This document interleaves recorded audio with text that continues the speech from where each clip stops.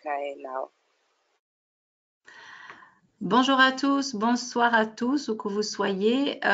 Merci de nous avoir rejoints pour ce webinaire de formation de Bridging the Gap. Nous sommes en train d'établir la connexion avec notre speaker et nous avons besoin de quelques minutes supplémentaires. Donc, s'il vous plaît, soyez patients. Nous revenons vers vous très, très vite. Merci.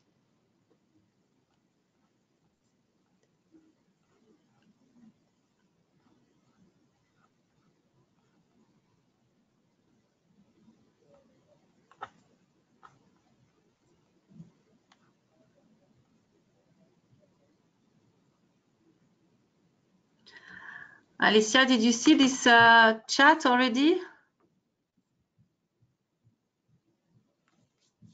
Yes. Pas de défilement du PowerPoint, donc je suis hors sujet car personne sourde. Ça veut dire quoi, de défilement du PowerPoint?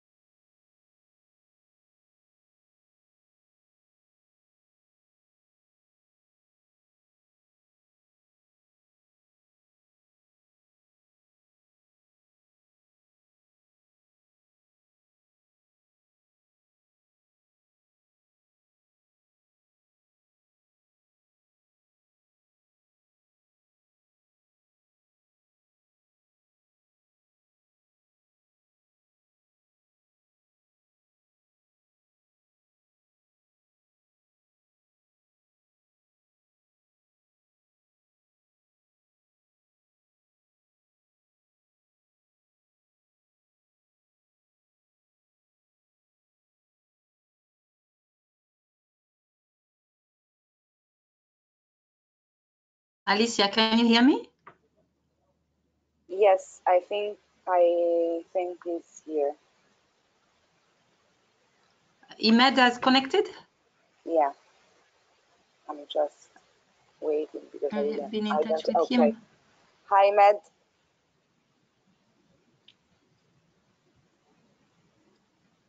Hello. Can you hear us?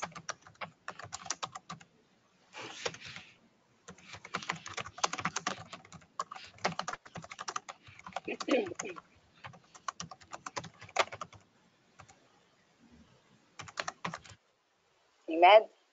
Ouais. Yes. Hello? Hello. Okay. Okay. Hi, Med. How are you? Sorry. We are a little bit late, and so I suggest to start immediately. Ok. Bonjour Imed, c'est Blandine qui sera la modératrice. Bonjour Blandine. Désolé, je croyais que j'avais l'application, mais c'est changé, c'est GoToOpener, c'est pas GoToMeeting or Webinar. So, voilà. Je savais pas. Ok. No Bon, allez, worry, Blanc. I will support you with the slides, so just say suivant, okay? Ok, mais je fais l'introduction d'abord, Alessia, non? Oui, exactly. You can start, Blandine, because everybody are already Ok, allons-y. Est-ce que je mets ma caméra? Yes, if you want, yes, of course. Est-ce que ça marche?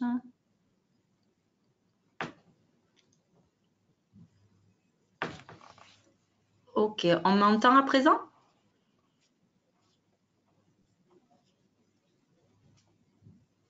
Yes, Blandine, you can start.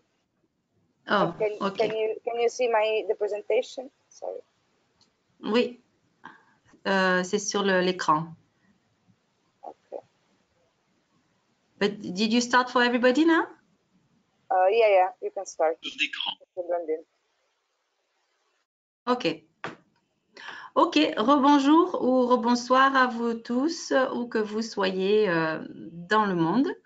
Désolée pour ce petit contretemps, nous avions des soucis de connexion avec notre orateur principal que je vous présenterai après avoir brièvement fait une petite introduction. D'abord pour vous dire que de mon côté, je suis Blandine Bougnol. Je suis la directrice adjointe pour le plaidoyer chez Humanité et Inclusion, qui est aussi connue comme étant Handicap International, membre du réseau IDDC et donc partenaire de Bridging the Gap. Très heureuse d'être avec vous. Quelques mots sur Bridging the Gap et ces initiatives de webinaires de formation pour commencer. Bridging the Gap 2 est une initiative financée par l'Union européenne. Elle est coordonnée par la FIAP, la Fondation ibéro-américaine pour l'administration et les politiques publiques, et en partenariat avec 3 agences européennes pour la coopération au développement, les agences espagnoles, italiennes et autrichiennes, ainsi que 2 ONG internationales, le Forum européen du handicap, EDF, et ITDC, le Consortium international pour le développement et le handicap. Quelques mots sur IDDC avant de commencer. Donc, c'est un consortium international regroupant 32 ONG, dont des organisations de personnes porteuses de handicap. Et notre mission est d'encourager le développement inclusif au niveau international en mettant particulièrement l'accent sur la promotion de la jouissance pleine et effective des droits humains pour toutes les personnes handicapées vivant au sein de communautés économiquement défavorisées. Alors, ce cycle de webinaires organisé en partie aujourd'hui vise à développer le concept de transversalité, autrement dit en bon français mainstreaming, du handicap dans le domaine du développement, ainsi qu'à définir une approche homogène au secteur intéressé par le projet. Les formations sont préparées et développées par des experts internationaux sélectionnés par Bridging the Gap 2. Et chaque formation est conduite en anglais, en espagnol, en français, en sessions séparées. Et donc, pour tous ceux qui les auraient manqués, vous pouvez trouver les vidéos et des webinaires précédents sur le site web du projet, sur les pages Facebook, Twitter ou sur la chaîne YouTube du projet. Et Alessia va mettre immédiatement les liens dans la chat box. Alors, aujourd'hui, nous sommes ici pour la 9e session intitulée « Initiative de plaidoyer ».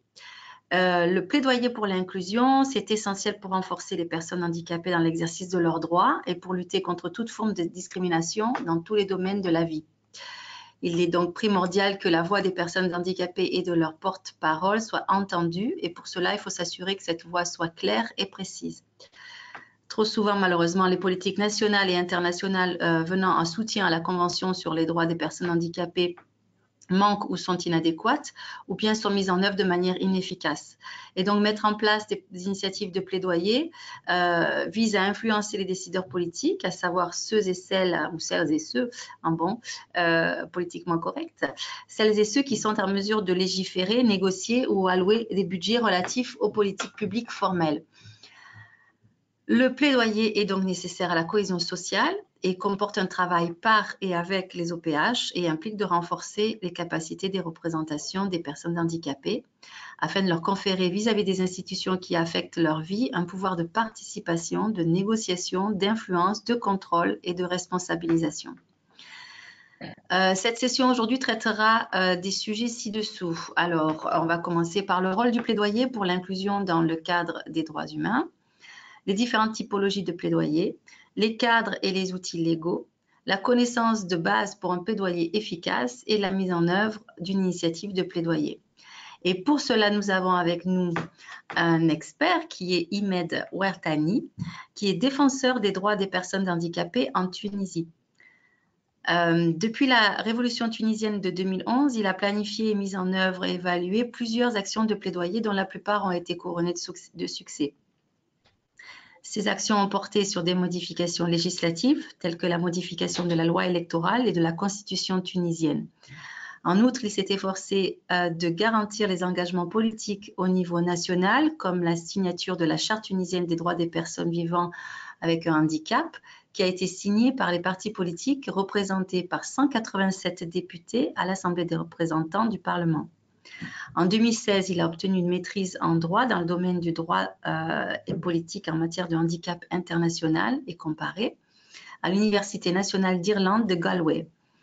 Et par la suite, il est devenu le premier boursier Bridge au sein de l'Alliance internationale des personnes handicapées, AIDA, et de Humanity and Inclusion. Au cours de sa bourse, M. Ouertani a fourni des formations, un soutien et un encadrement à plusieurs groupes incluant des personnes handicapées dans leurs actions de plaidoyer dans différentes régions du monde telles que l'Afrique, le Moyen-Orient et l'Europe. Donc, je vais bientôt lui donner la parole. Mais avant de commencer, juste quelques conseils techniques. Donc, ce webinaire est sous-titré en direct et le lien pour suivre le sous-titrage en direct est dans la chat box qui est maintenant disponible. Et je passe immédiatement la parole à Imed. Merci Imed. Merci à vous. Merci encore une fois pour cette invitation et pour cette opportunité que vous me donnez de partager quelques expériences et notamment sur ce sujet de plaidoyer qui me semble un des sujets les plus importants pour nous, les personnes handicapées, pour notre mouvement, car comme dit dans la présentation, c'est vraiment quelque chose qui nous semble vital parce que les politiques, en fait, à la fois, soit ils veulent mais ils ne savent pas, soit ils ne veulent pas et ils ne savent pas comment faire pour mettre en œuvre les droits des personnes handicapées. Donc, dans cette présentation, on va essayer de voir quelques éléments clés d'un bon plaidoyer ou quelques étapes clés, comment réussir notre plaidoyer. Et je vais agrémenter en fait ma présentation avec quelques exemples des choses qu'on a expérimentées et qui ont bien marché selon le contexte que nous avons ici en Tunisie ou dans la région du Nord-Afrique.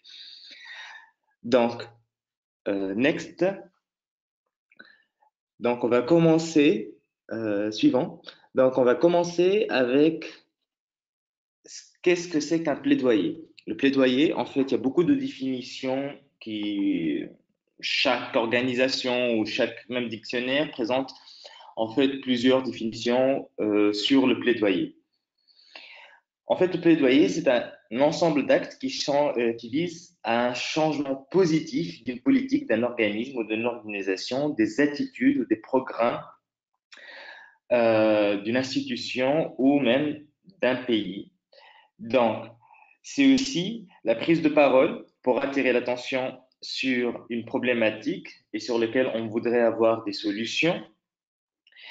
C'est notamment travailler et collaborer avec d'autres groupes pour un intérêt commun et insérer dans l'agenda un problème à résoudre en y apportant en fait un changement positif.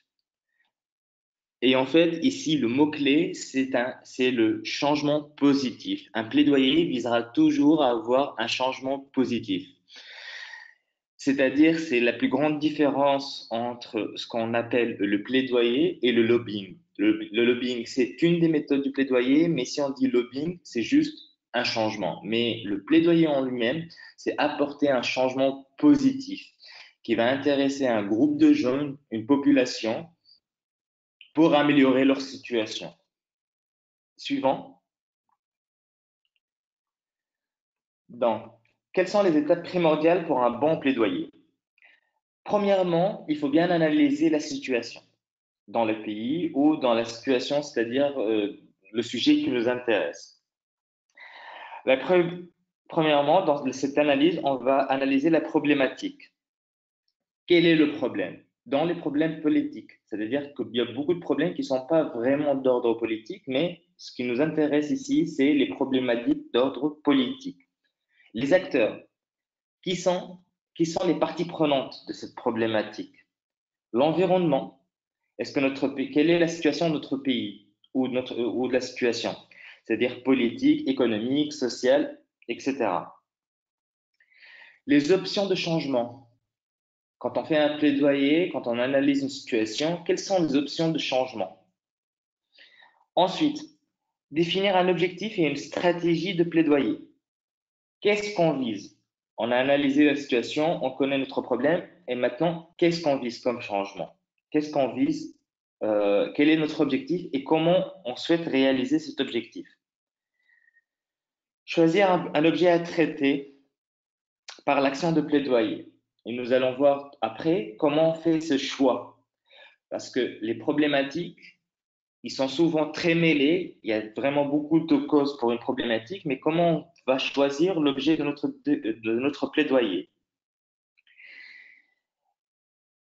Définir un objectif de plaidoyer. Quel est l'objectif? On a choisi l'objet, mais quel est l'objectif de notre plaidoyer? Identifier les alliés et les adversaires. Dans chaque campagne, on va essayer de définir qui est avec nous et qui peut-être potentiellement sera contre le changement que nous allons proposer. Et nous allons voir ensuite quelques exemples. Choisir des tactiques de plaidoyer à utiliser. Comment on va faire notre plaidoyer? Est-ce qu'on va essayer de faire de renforcement de capacité des décideurs? Est-ce qu'on va faire des campagnes, des manifestations dans la rue? Est-ce qu'on va essayer de faire des réunions? Tout ça, c'est les tactiques qu'on va essayer de choisir lors de notre plaidoyer. Et ça dépend vraiment de notre analyse de la situation. Si dans un pays, manifester, c'est quelque chose qui sera très dangereux, on va pas jouer à le faire. Et si par contre, ça marche, avoir des réunions, des conférences, ça marche, eh ben, on va essayer de privilégier cela. Identifier les messages clés, c'est un élément très important. C'est-à-dire que nous savons ce que nous voulons, mais comment le faire avec des messages qui sont à la fois sensibles et intellectuels et affectifs. Et nous allons revenir sur ces points. Ensuite, nous allons élaborer notre plan de plaidoyer. Définir les activités à mener pour la campagne de plaidoyer. Et c'est vraiment les activités de A jusqu'à Z. Imprimer des manifestes, écrire, se réunir, trouver des fonds.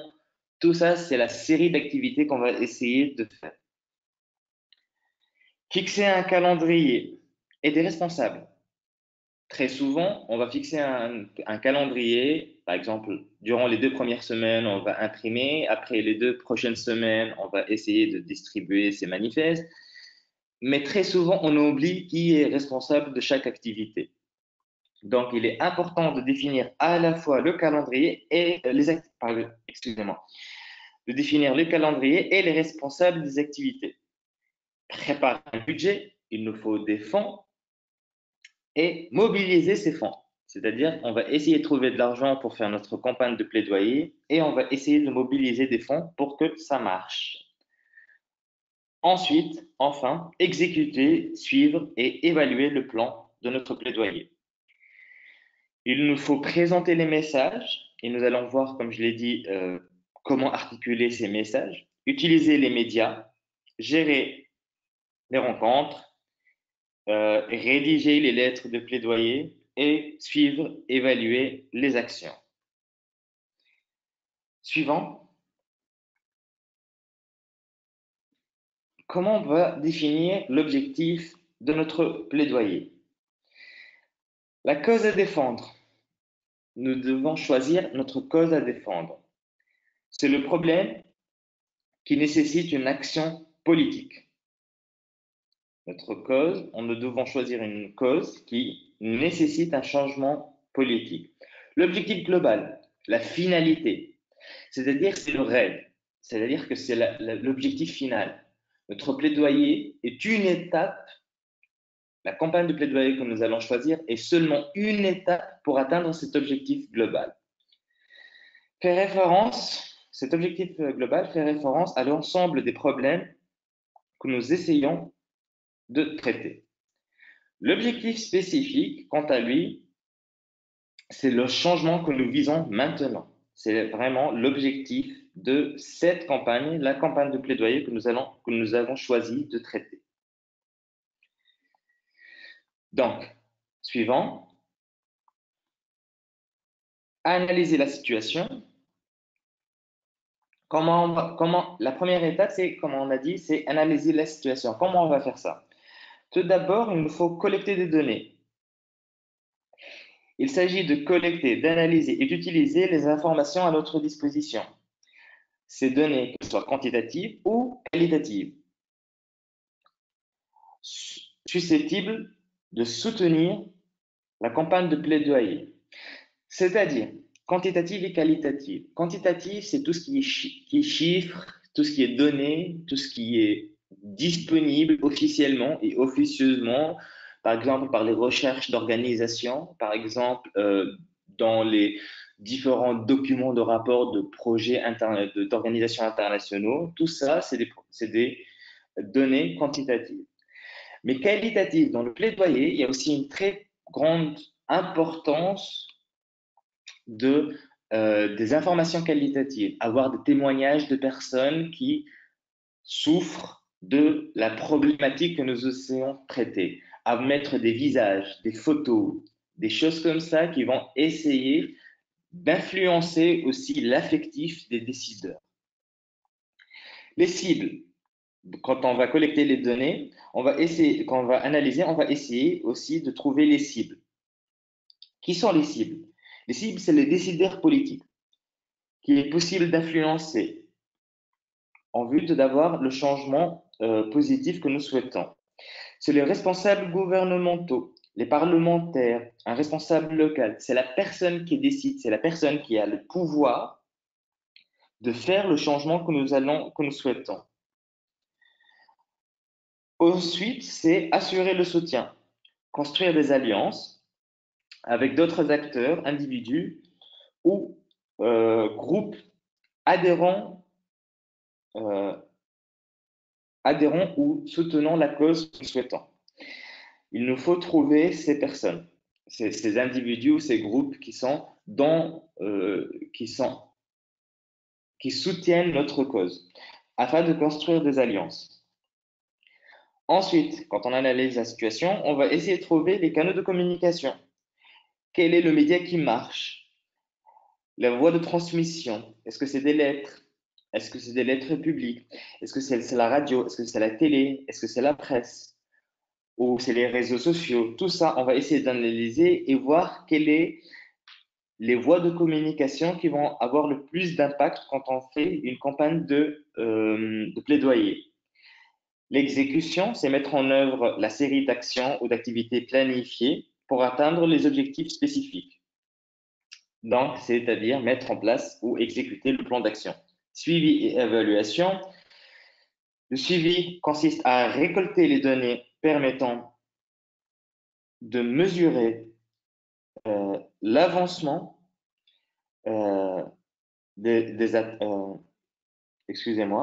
l'avancement des atteintes des objectifs et les atteintes des objectifs de la mobilisation. L'évaluation, c'est de voir où est-ce qu'on a réussi ou pas et à quelle échelle nous avons réussi à atteindre notre objectif.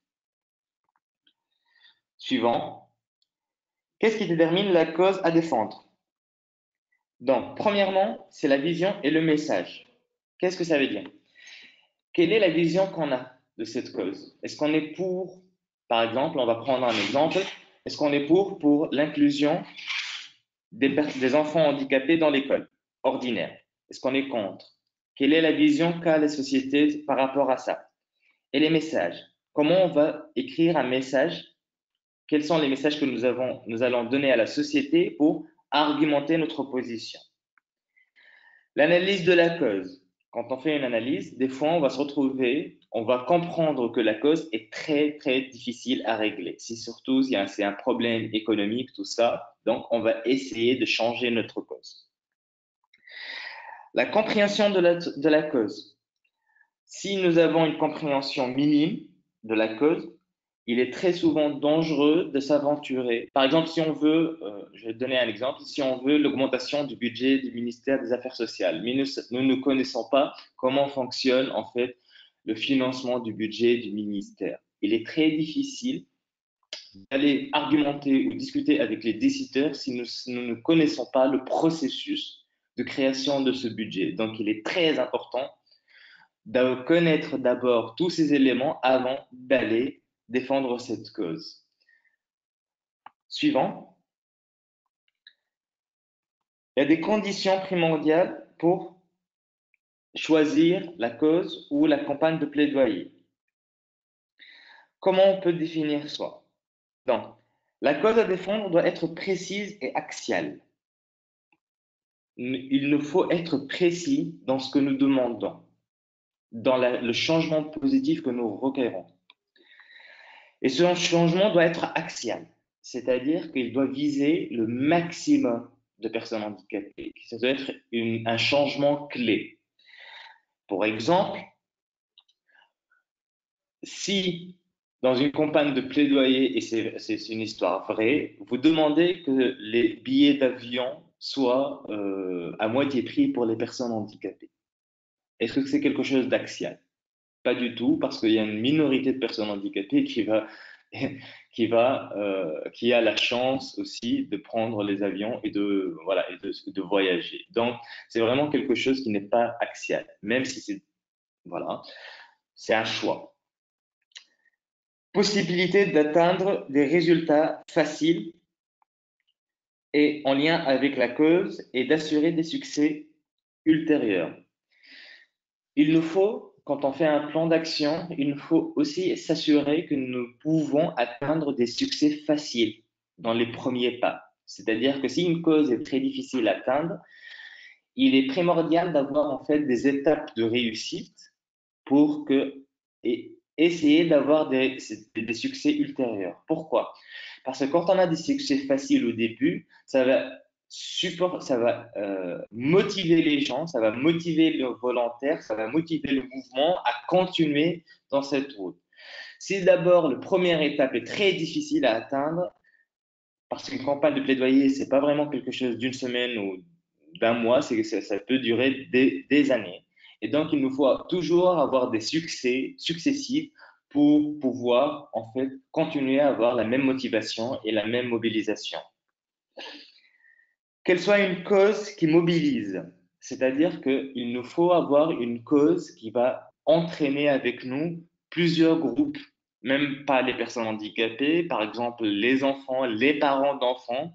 Si on vise l'amélioration du système éducatif, par exemple, même les parents d'enfants non handicapés seraient peut-être intéressés de rejoindre notre cause. Les instituteurs aussi, par exemple, pourraient être aussi intéressés de rejoindre notre cause. Donc, cette cause doit avoir la capacité de mobiliser aussi d'autres acteurs. Suivant. Ici, il y a un schéma. Comment on peut faire pour définir une cause? Donc, il y a ce qu'on appelle l'arbre à problème et l'arbre à solution. Je les ai mis côte à côte et on va essayer de faire juste une de ces branches pour essayer d'avancer, de ne pas perdre de temps. Vous pouvez revenir ensuite au webinaire enregistré pour lire ce document en détail. En fait, à la gauche, vous avez l'arbre à problème. On va prendre un problème, un exemple. Par exemple, la plupart des enfants handicapés scolarisés ne sont pas inclus dans les écoles ordinaires. Comment on va analyser ça? Pourquoi ils ne sont pas inclus dans les écoles ordinaires? On va peut-être réfléchir et on va dire la plupart des écoles primaires n'ont pas les moyens d'accueillir les enfants handicapés. C'est une raison. Cette cause, elle est entraînée par quoi? Par la majorité des enseignants ne sont pas préparés à la prise en charge éducative des enfants handicapés. Il y a une autre cause, c'est les locaux ne sont pas très accessibles. Enfin, le matériel éducatif disponible n'est pas adapté aux enfants, à tous les enfants. Ça, c'est le problème. Quand on fait une analyse, on va faire une analyse comme ça. C'est une branche des problèmes. Il y a d'autres branches et on peut aller encore plus loin dans l'analyse. Comment on va transformer ça en solution, en objectif de plaidoyer? Donc, notre objectif final, l'objectif global, notre rêve, c'est la plupart des enfants handicapés en âge scolarisable sont inclus dans les écoles primaires ordinaires. Notre objectif spécifique, la plupart des écoles primaires ont les moyens d'accueillir les enfants handicapés. Nous souhaitons que la plupart des écoles ordinaires ont les moyens d'accueillir les enfants handicapés. On va essayer de travailler sur notre cause, c'est la majorité des enseignants sont préparés. Ensuite, les locaux sont accessibles. Et enfin, le matériel éducatif disponible est adapté à tous les enfants. Donc, quand on va faire ça, c'est l'arbre à solution. Nous avons défini les problèmes d'une branche du problème, et là, c'est les objectifs de cette branche du problème. Suivant. Alors, notre campagne de plaidoyer. Nous allons essayer de travailler sur cette branche et nous avons choisi de travailler sur cette partie-là. Donc, le résultat attendu.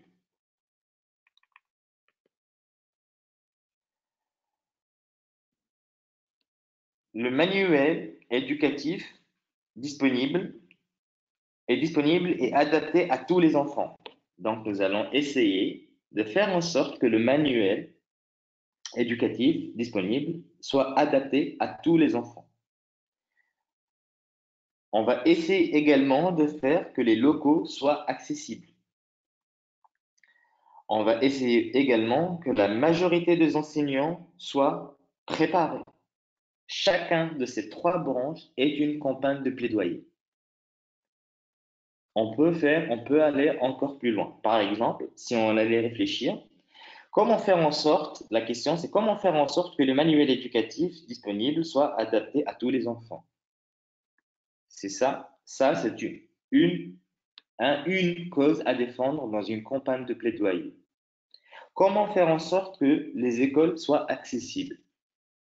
Aller voir le ministère, rencontrer les architectes, faire un standard d'accessibilité éducative des écoles. Tout cela, c'est une des activités du plaidoyer.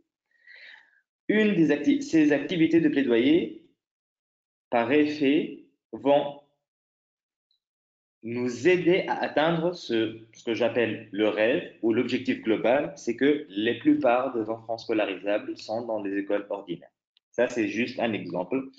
Il y en a plein d'autres. C'est un des moyens d'analyser et de faire en sorte comment on fait un choix d'une cause de plaidoyer. Suivant. Donc, une des parties primordiales, c'est collecter les données. Donc, on a fait l'analyse et maintenant, on va collecter les données et les analyser. Utiliser des données quantitatives et qualitatives adéquates en vue de soutenir chaque étape du plaidoyer. Il ne faut pas juste commencer, par exemple, je reviens toujours à mon exemple, il ne faut pas juste commencer, par exemple, quand on cherche les données, à combien d'écoles sont accessibles. Il nous faut aller aussi à chercher des données pour chaque étape de plaidoyer. Qui décide? Quels sont les standards qui sont appliqués? Comment on fait la régulation? Comment on fait en sorte que l'État surveille que ces standards soient respectés? Tout ça, c'est des données. Il y a aussi combien d'enfants sont en dehors des écoles? Comment les enfants, s'ils sont en dehors des écoles, où sont-ils? Comment ils vivent, ces enfants qui sont en dehors de l'école? Comment les parents font pour que leurs enfants soient à l'école? Qui gère ou comment les coûts sont pris en charge par les parents? Tout ça, c'est des données qu'il nous faut trouver pour faire en sorte que notre cause ait du sens et pour soutenir chaque étape de notre plaidoyer. Il y a aussi une partie importante, c'est quels sont les éléments politiques, légaux, qui vont soutenir notre plaidoyer. Est-ce que notre pays a ratifié la Convention? Si oui, est-ce que l'article 24 est transmis dans la loi d'éducation? L'article 24 de la Convention qui est sur l'éducation. Est-ce qu'elle est transcrite dans un décret-loi de notre pays? Tout ça, c'est des données à trouver. C'est une activité très importante pour maîtriser le sujet. Nous devons devenir des experts de la cause que nous essayons de défendre. Nous sommes des experts sur nos problèmes, mais très rarement, nous sommes très peu experts sur les solutions. Il est important d'être expert à la fois des problèmes que nous rencontrons, mais à la fois aussi des solutions. Très souvent, quand on rencontre des décideurs, on leur expose le problème, mais on ne leur propose pas de solution. Et c'est là tout l'enjeu. Il nous faut devenir des experts des solutions. Pour élaborer les arguments, voilà, la solution que nous souhaitons, c'est cela. Et voici nos arguments. Les nombres, les témoignages, tout ça, c'est nos arguments. Pour déterminer les parties ciblées, qui décide? Comme je l'ai dit, c'est très important de dire qui décide. Et j'ai toujours tendance à dire qui a le dernier tampon quand on signe, qui a le tampon de validation à la fin pour que le changement apparaît. Enfin, pour convaincre, et quand je dis pour convaincre, non seulement le décideur, mais aussi l'opinion publique et les potentiels adversaires qui seront peut-être amenés à s'opposer à la cause que vous essayez de défendre. Encore sur la collecte de données, les questions qui peuvent aider à vous, suivant, excuse-moi, ouais, c'est bon. Les questions qui peuvent aider pour des menus. Excusez-moi. Les questions qui peuvent vous aider pour collecter vos données. Quelles sont les causes du problème? Quelles sont les parties influentes pour résoudre le problème? Est-ce que c'est le Parlement? Est-ce que c'est le gouvernement? Est-ce que c'est un parti politique? Est-ce que c'est une personne? Quels sont les processus décisionnels qui vont résoudre le problème? Est-ce que c'est une commission qui va se réunir, qui va faire une proposition au Parlement, le Parlement qui va envoyer ça au ministère, et enfin le ministère il va renvoyer un sujet? Tout le processus de prise de décision. Il nous faut connaître cette carte de prise de décision afin d'avoir en tête les différentes institutions sur lesquelles nous devons faire nos plaidoyers, qui vont être sujets de notre plaidoyer. Des fois, la décision ne dépend pas d'une seule personne ou d'une seule institution. C'est tout un processus. Et donc, connaître le processus de prise de décision sur notre problème va nous aider à agir concrètement et facilement pour avoir le changement. Suivant, sur la collecte de données, encore une fois, c'est avoir les données, c'est confronter des avis et des arguments. contraire. La situation que nous souhaitons changer est elle-même basée sur un avis et c'est des arguments préexistants. Quand on va proposer un changement, nous allons faire face à des arguments, à des avis qui aiment le statu quo, qui aiment la situation actuelle. Il y a des arguments pour légitimer la situation actuelle. Avoir connaissance des données, connaître notre sujet, va nous permettre de refuter ou de confronter ces arguments et ces avis contraires. Changement de regard sur le problème, c'est-à-dire que parfois, les décideurs ou même l'opinion publique, il va dire non, c'est un problème secondaire, c'est pas quelque chose qui va affecter les gens, c'est quelque chose qui n'est pas primordial ou prioritaire.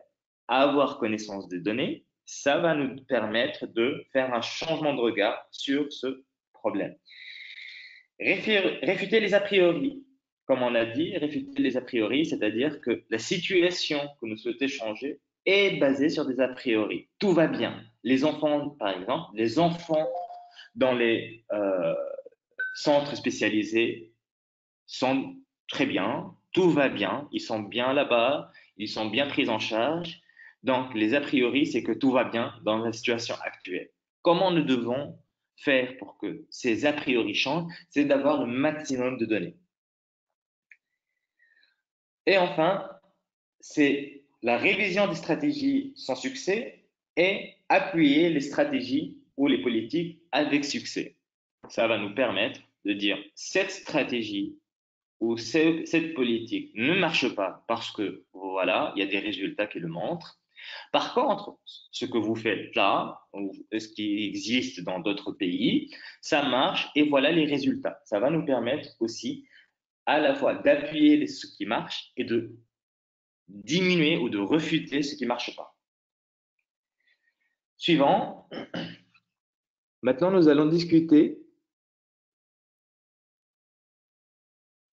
L'enquête, c'est sur les publics cibles. Voilà. Donc, maintenant, c'est les publics cibles. Les publics cibles, c'est les personnes. Il s'agit habituellement d'influencer les décideurs locaux ou nationaux. C'est-à-dire, le public cible, c'est qui on vise à travers notre plaidoyer. Qui décide. Il nous faut déterminer leur connaissance, déterminer une stratégie d'influence. Un ministère, un parlementaire, ce n'est pas la même chose. Quand on va décider, par exemple, quand on va discuter avec un ministre ou un ministère ou un chef de cabinet, c'est pas la même chose comme parler pour un parlementaire qui fait partie d'un groupe politique, qui fait partie d'une majorité ou de l'opposition. Donc, connaître ses publics cibles, c'est aussi très important pour agir concrètement. C'est aussi, il nous faut déterminer la cible principale, directe. C'est celle qui a le pouvoir du changement. C'est elle qui a le dernier tampon pour signer le changement. Les cibles secondaires, influentes, ça peut être le chef de cabinet du ministre. C'est pas lui qui décide, mais il peut nous soutenir pour faire le changement ou pour agir sur la personne qui a le dernier mot pour créer le changement. Élaborer, comme on a dit, élaborer une carte ou un diagramme du pouvoir. Qui a le pouvoir? Comment ça marche? Est-ce que par exemple, le directeur de département qui est au-dessus de lui le chef du cabinet, qui a au-dessus de lui le ministre et qui a au-dessus de lui, par exemple, le premier ministre. Cette carte de pouvoir est importante pour savoir par où on va, quelle est la porte d'entrée la plus facile, la plus accessible pour nous pour faire le changement. Suivant.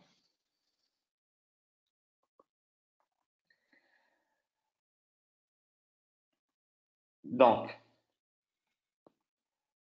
sur les publics cibles, qui possède le pouvoir décisionnaire pour résoudre le problème? Comme on l'a dit, quels sont leurs points? Quel est leur point de vue sur le sujet? Quel est leur point de vue sur le problème? Que va-t-il gagner en solutionnant le problème? Que va-t-il perdre? Comment atteindre les décideurs parlementaires, par exemple? directement à travers des proches influents, les relations personnelles. Donc, qu'est-ce que cela veut dire? C'est-à-dire qu'il nous faut analyser, on a déterminé qui décide, la personne ou le groupe ou le parti politique, il nous faut comprendre aussi quel est leur point de vue sur le problème. Est-ce qu'ils ont un point de vue? On peut revenir vers, par exemple, lire les journaux, voir les médias, certains interviews pour dire, voilà, a priori, cette personne a tel point de vue sur le problème que nous allons essayer de résoudre, la solution positive que nous cherchons. Comment on peut atteindre cette personne? Est-ce qu'on a un lien personnel avec cette personne? Est-ce qu'on connaît, par exemple, et ça marche très souvent comme ça, et nous avons testé ça, si un des membres de notre mouvement, par exemple, connaît un membre de famille de cette personne-là, est-ce qu'on ne pourrait pas, par exemple, mobiliser cette personne pour avoir le contact direct avec le décideur? Le cousin, la mère, le frère, la femme, donc tout ça. Est-ce qu'on peut avoir un moyen d'interagir directement et de façon personnelle avec ce décideur? Suivant. Donc, on a déterminé le public cible. Maintenant, il nous faut déterminer les parties prenantes. Pendant la planification d'une campagne de plaidoyer, on doit déterminer les parties prenantes. Les personnes influencées par la cause, c'est-à-dire qui sont affectées par la cause. Les enfants handicapés, par exemple, je reviens toujours sur cet exemple des enfants handicapés, c'est les enfants handicapés, les parents des enfants handicapés, mais si on veut une amélioration, par exemple, de tout le système scolaire, c'est aussi les parents d'enfants non handicapés, mais ça peut être aussi le syndicat des enseignants, ça peut être aussi les centres spécialisés, ça peut être aussi les syndicats des éducateurs spécialisés. Tous ces groupes-là sont affectés, sont influencés par la cause.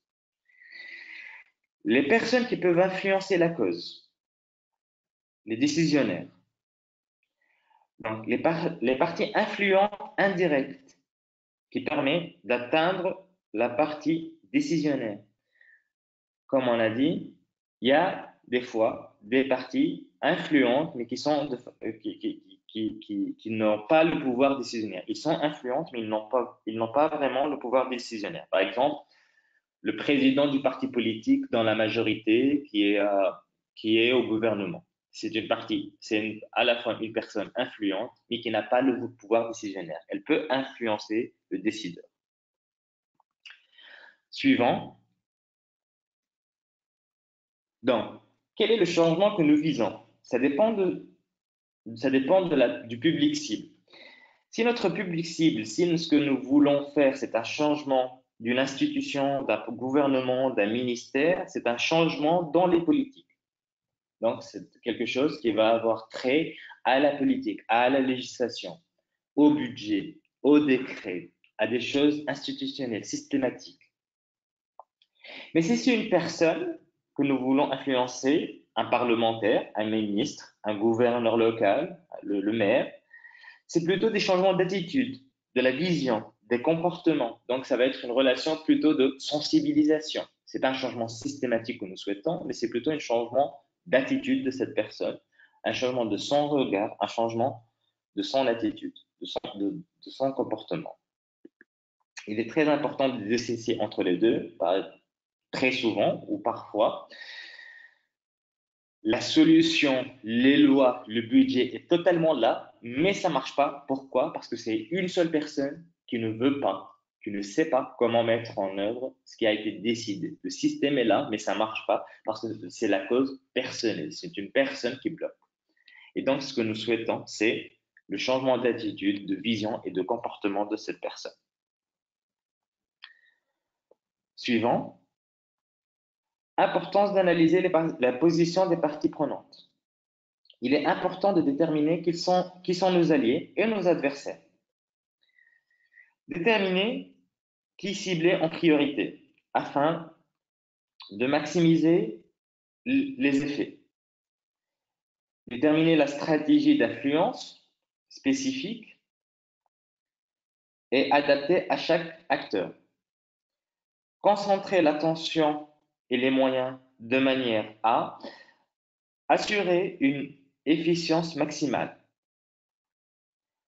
ne pas dilapider les forces et les ressources, ne pas dilapider les forces de manière à nous affaiblir. C'est-à-dire, il nous faut bien faire l'analyse des publics cibles ou des parties prenantes pour savoir ces personnes-là ou ce groupe-là est prioritaire, donc nous allons directement nous diriger vers eux. Ces parties prenantes ne sont pas prioritaires, donc nous allons essayer de les influencer ultérieurement, pas maintenant. Il y a aussi, en tant que groupe de personnes handicapées ou de mouvements ou d'organisations, nous n'avons pas des ressources illimitées. Donc, nous devons faire en sorte que nos ressources soient exploitées, soient utilisées de façon efficace pour savoir nos ressources humaines et financières doivent être utilisées de façon à directement viser le changement le plus rapidement possible et de façon la plus efficace possible. Il est aussi important de déterminer qui sont nos alliés et qui sont nos adversaires. Suivant, étape de l'analyse des parties prenantes. Imed, s'il te plaît, juste pour t'indiquer qu'il est 13h29. Oui. Donc, s'il t'était possible de continuer pour peut-être 5 minutes, et comme ça, on a quand même encore du temps pour prendre quelques questions à l'oral. Mais à l'origine, on prévoyait de fermer à 13h30. On a commencé tard, donc on peut poursuivre un petit peu, mais on va difficilement pouvoir aller au-delà de 45-50. Ok. Merci. Donc, nous devons faire en sorte de savoir qui sont les parties prenantes, donc qui sont les adversaires, qui va s'opposer au changement que nous souhaitons mettre en place et qui va être d'accord avec le changement que nous souhaitons mettre en place. Ensuite, suivant, pourquoi sont-ils importants? Pourquoi il est important d'analyser les parties prenantes? Parce que certains sont neutres ou de potentiels alliés, d'autres sont neutres et de potentiels adversaires, certains sont hésitants, mais tous peuvent influencer. Il est important de savoir que tous peuvent influencer.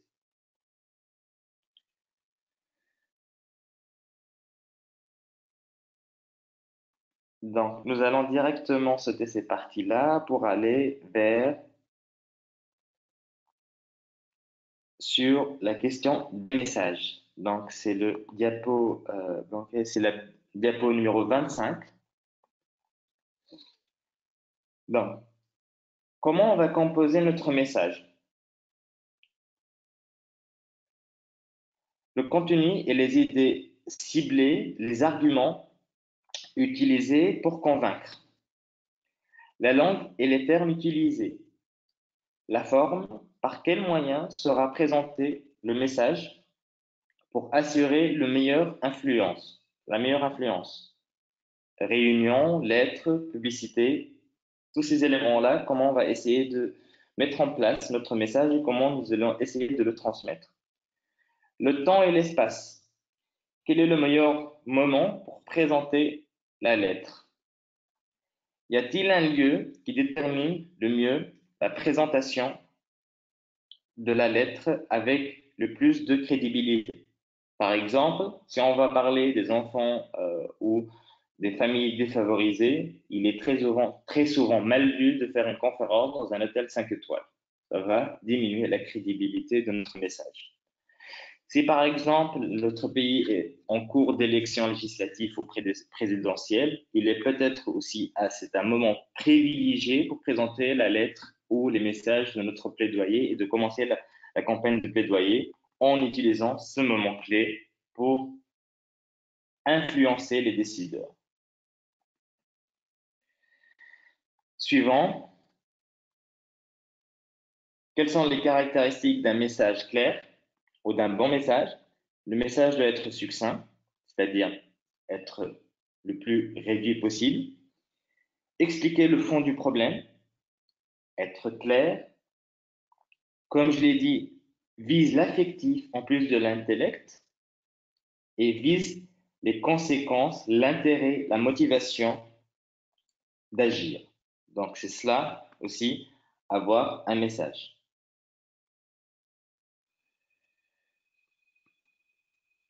Suivant. Donc, l'argument, comment l'organiser? Quand on va travailler sur un argumentaire pour une cause de plaidoyer, comment l'organiser? Soumettre le problème. Il nous faut soumettre le problème. Présenter la ou les solutions préférées, ce que nous voulons. Apporter les arguments. Pourquoi? C'est les solutions que nous proposons. Présenter de manière d'atteindre l'objectif. Comment? Qu'est-ce qui est attendu de la partie ciblée? Quel est le changement que nous voulons voir? Donc, ensuite, on va aller essayer d'avoir blanc. C'est aller sur le diapo 30. Avant-dernière sur le diapo 30. Avant-dernière, voilà.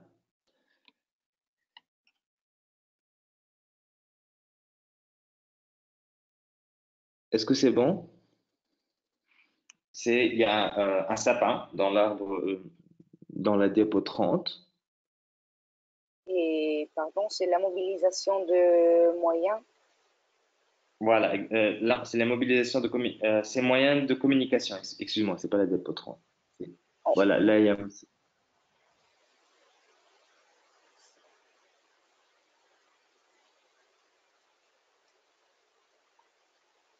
Voilà, exactement. Donc, Ok. merci. Donc, comment on va faire ça? Comment on va mettre en place nos moyens de communication? Si nous devons discuter, par exemple, de façon rationnelle, il nous faut créer des études, trouver des études, mettre en place des études pour avoir des arguments de façon rationnelle. Et c'est souvent les scientifiques, les chercheurs sur lesquels on va essayer de viser ce changement-là, ce changement de position en utilisant des études. Si c'est des politiciens, c'est plutôt des moyens de façon médian. C'est-à-dire que ce n'est pas des arguments, c'est des publications qui ne sont pas très scientifiques, ce n'est pas vraiment une recherche, mais c'est plutôt, ça se passe sur des arguments, sur de l'affectif et sur des choses comme ça.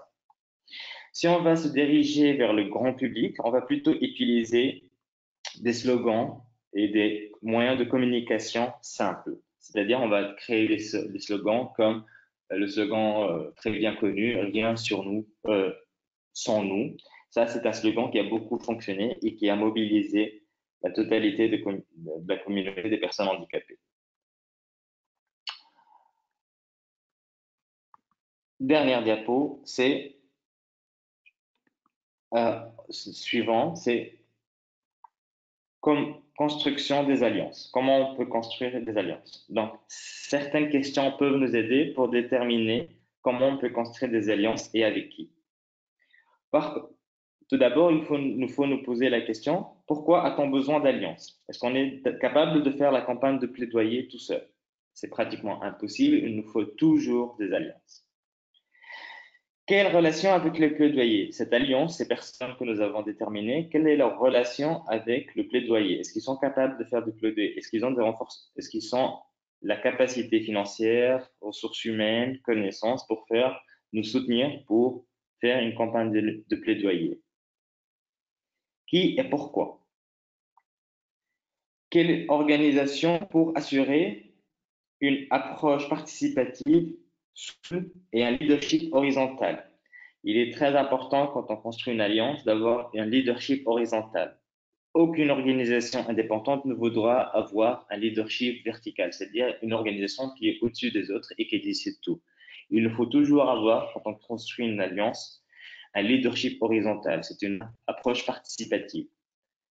Une des recommandations, c'est mettre en place une charte qui va déterminer les valeurs communes, les objectifs, les principes du travail, les méthodes de décision.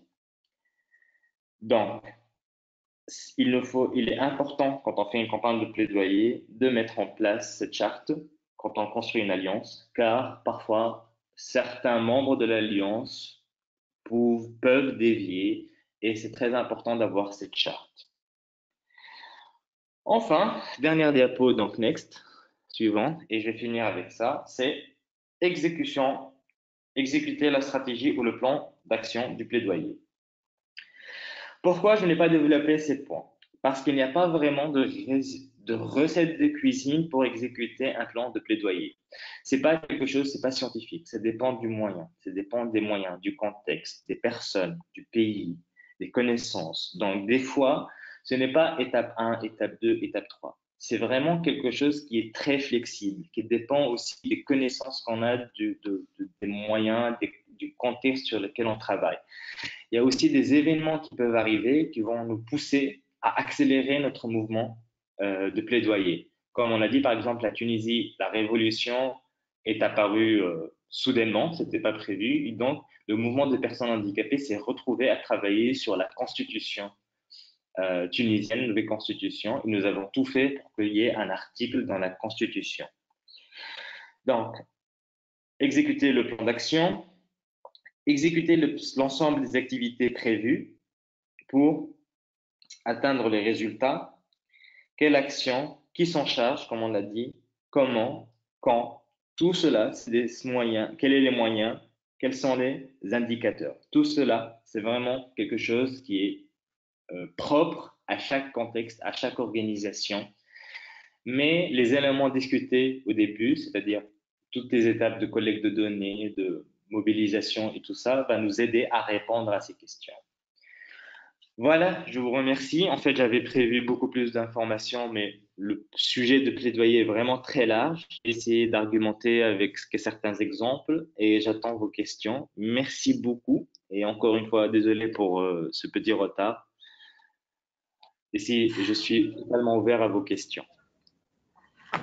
Merci Imed, merci beaucoup. C'est vrai que c'est un sujet très riche. Je pense qu'aussi la question de la contextualisation fait qu'il n'y a pas de recette miracle comme vous le disiez tout à l'heure. On a eu quelques questions déjà dans, alors pas dans le chat en tant que tel, mais dans la partie questions, et notamment la distinction à faire entre quelle est la distinction à faire entre les cibles et le cadre?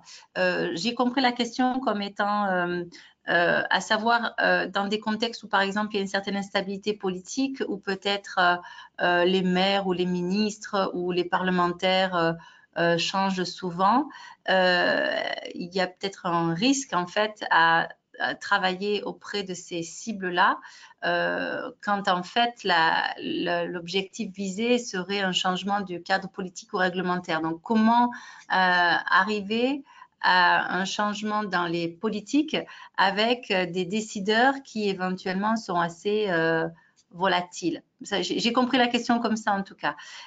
Si vous avez d'autres questions, et donc Imed, je t'invite à répondre à celle-ci, mais si vous avez d'autres questions, s'il vous plaît, levez la main. Il y a un petit bouton, je ne sais pas comment c'est écrit en français, en anglais c'est raise the hand. Et sinon, vous pouvez inscrire votre message dans le chat aussi. Merci. Merci pour cette question. En fait, c'est vraiment un des défis du plaidoyer. Dans beaucoup de pays, et surtout dans les pays où il y a une instabilité politique, c'est un mix des deux ce qu'il faut faire. Parce que si on va travailler sur le système, on va modifier les lois, on va modifier le budget, mais ça dépend vraiment beaucoup aussi de cette personne qui va arriver, qui va supprimer tout ce que la personne ou le prédécesseur a fait. Quelle est la solution? Donc, d'abord garantir que le système va changer selon la modification ou le changement positif que nous souhaitons, c'est-à-dire que si le problème est dans la loi, tout d'abord, il nous faut ne pas perdre de temps pour que cette personne-là change, puisque le problème principal, c'est la loi. Donc, on va essayer de travailler sur la loi. Acquérir ce changement positif dans le système, dans un changement systématique, ça ne veut pas dire qu'on a réussi, parce que, comme vous l'avez dit, ça dépend aussi beaucoup de cette personne qui va essayer d'effacer. Mais c'est très difficile d'effacer une loi. c'est beaucoup plus compliqué d'effacer une loi que d'effacer un décret. Donc, c'est aussi, donc, si on a cette instabilité, on va essayer de travailler à une modification systématique qui va nous garantir au moins d'avoir des arguments. Mais c'est un travail continu. Comme on dit, les personnes, surtout les personnes handicapées, c'est très difficile à atteindre et très facile à oublier. Donc, si on a ce changement systématique, après, il nous faudra toujours revenir à la charge. Et une des idées clés, peut-être, c'est aussi quelque chose qu'on a utilisé ici, et j'ai vu beaucoup de mouvements l'utiliser, c'est d'avoir des liens non pas avec le décideur politique, mais avec son administration, c'est-à-dire le directeur de section, le directeur qui est toujours là en fait. Les ministres, ils changent, mais les directeurs responsables de l'éducation inclusive ou de l'éducation lui-même ou de l'éducation primaire, c'est très rare qu'ils changent, c'est souvent le même. Donc, avoir des liens avec cette personne secondaire, donc c'est le décideur secondaire, très proche, ça va nous aider à influencer toujours, tout le temps, ce nouveau ministre qui va arriver. C'est-à-dire construire à la fois des liens avec ces décideurs ou ces influenceurs secondaires, ça va nous permettre d'avoir toujours une porte d'entrée, peu importe s'il change ou pas, peu importe l'instabilité, avec le décideur principal. C'est un des moyens et j'espère avoir répondu. Y a-t-il d'autres questions? Oui, je veux bien donner la parole à Rokhaya Diop qui avait levé la main. Est-ce qu'on peut vous entendre?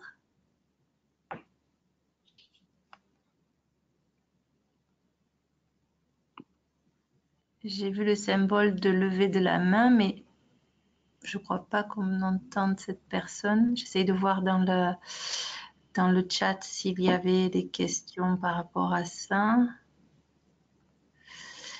Ok, il y avait une autre question qui était, alors je passe à cette question qui est arrivée et qui dit, dans un pays qui a ratifié la CDPH, est-ce qu'il faut vraiment se poser la question du gain pour les décideurs politiques?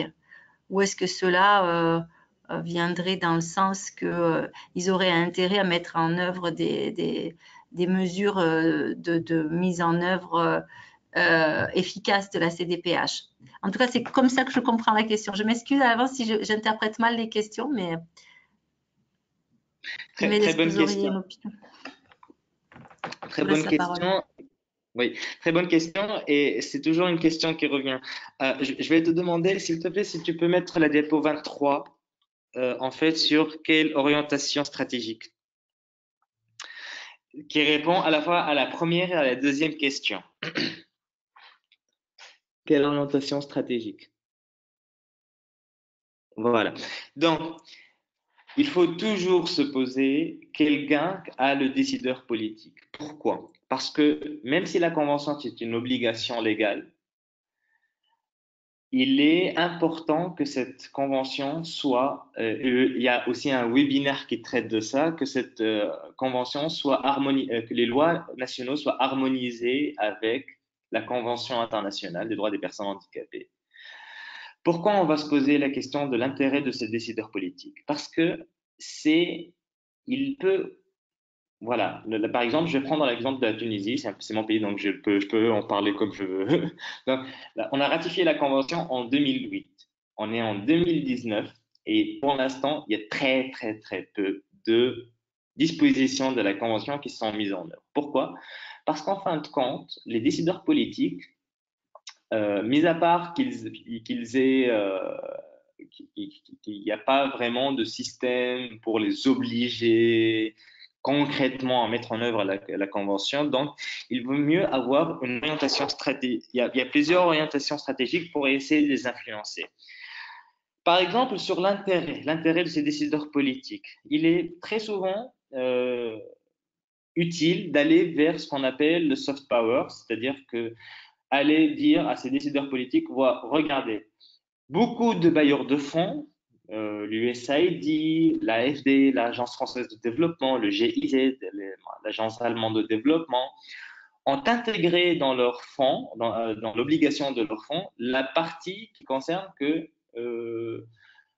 qu'on doit mettre en place l'inclusion des personnes handicapées ou des enfants handicapés dans n'importe quel programme. Si vous voulez avoir des fonds, de meilleurs fonds, plus de fonds, si vous voulez avoir une bonne image pour être réélu, pour avoir une image de progressiste, pour avoir une image de quelqu'un qui fait son boulot, monsieur le ministre, il est dans votre intérêt de mettre en place les dispositions de la Convention, même si c'est une obligation légale. C'est un mixte des deux. Ne pas dire, parce qu'il est important de dire oui, c'est une obligation légale, mais voici votre intérêt si vous le mettez, si vous mettez en œuvre cette disposition. Et vous pouvez aussi compléter avec une autre approche, l'approche coopérative, c'est-à-dire nous pouvons vous soutenir, nous avons des fonds, monsieur le ministre, les parlementaires, nous avons des fonds grâce aux bailleurs, grâce à notre projet, pour vous soutenir à mettre en place ce que nous souhaitons dans une approche coopérative. Voilà. J'espère avoir répondu. Oui, merci Imed. Je vais donner la parole à Rokhaya Diop. Je vais réessayer. Oui, allô?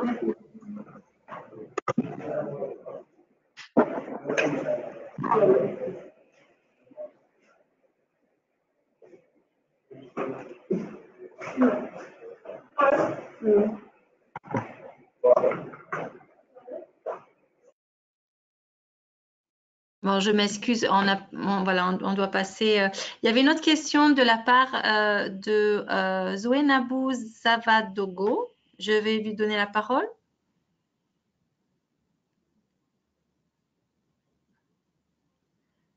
Je n'arrive pas à connecter son micro. OK. Donc, c'était une question qui était aussi inscrite dans le chat.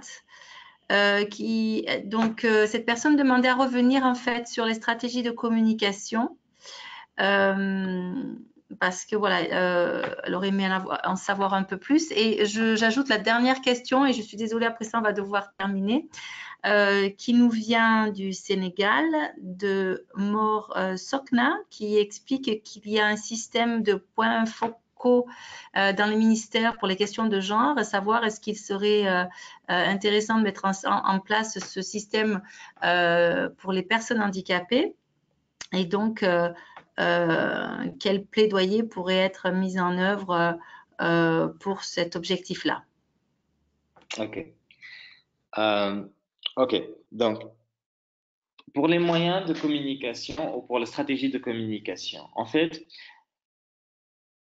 les stratégies de communication dépendent, dans chaque étape de plaidoyer, dans une campagne de plaidoyer, on va viser plusieurs acteurs qui ont chacun une approche de la compréhension de notre cause différente. On va prendre un exemple concret, par exemple sur l'éducation inclusive. OK? Donc, qui sont les différents acteurs? On note d'abord, par exemple, et je vais prendre un exemple concret en Tunisie. Nous allons essayer de mettre en place l'éducation inclusive pour les enfants handicapés. Nous nous sommes retrouvés avec plusieurs acteurs qui, chacun d'eux, a une approche différente.